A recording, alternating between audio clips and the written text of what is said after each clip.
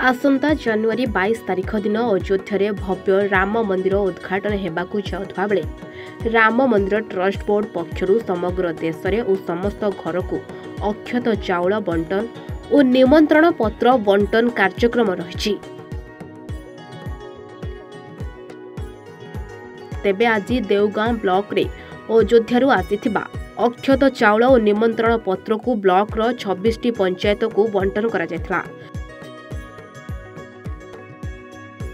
Block रो संयोजक सौम्यरंजन पुरोहित सभापतित्व और कनिष्ठ प्रधान मार्गदर्शन रे मोहन सामल, कुणाल थानापति, सरोज नायक, डॉक्टर शशिभूषण साहू, शशि पाणिग्राही, बलवंत परुआ, श्याम साहू, सौम्यरंजन मिश्र प्रमुख जोग देथिले। 26 कोटी पंचायत प्राय 26 जन स्वामी स्त्री आसी उक्त कलश को निज निज पंचायत को नहीं। मोर ना होचे खेलना सिग्निना, मोर पंचायत होचे बंदपड़ा ग्राम टेपरेट हेले इटा आमे अक्षत नेबार के आमे ब्लॉक के शिशु मंदिर के आसीछु।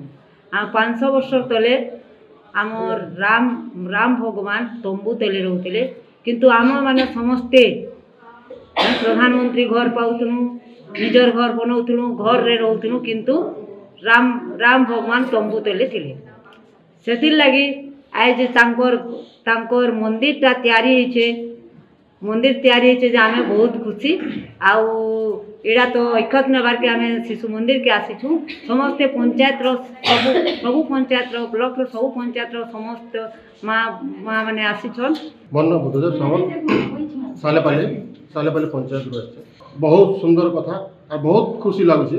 दीर्घ 500 वर्ष धरिकरी जेनटा हमर भारत रो संविधान द्वारा आज तार प्रतिष्ठित हबार गोटे सुजोग मिली सेटा तमाने सेटा कहला बेलके मोर हृदय गोटे कंपित होउछे, तमाने एते उल्लासित होउछे। सेते लागि काहे लई जेन प्रकार गोटे विदेशी बाबरी बोलिया गोटे बर्बर लोकटे आसिकरी गोटे स्वयं राम जन्मभूमि मंदिर के भांगी करी जेन से गोटे अलग जिनिस गढ़ी दिला सेटा के स्वयं सुप्रीम कोर्ट न्याय देले।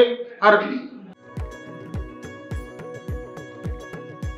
बलांगीर बद्रीनाथ होता रिपोर्ट, एवं ओडिशा।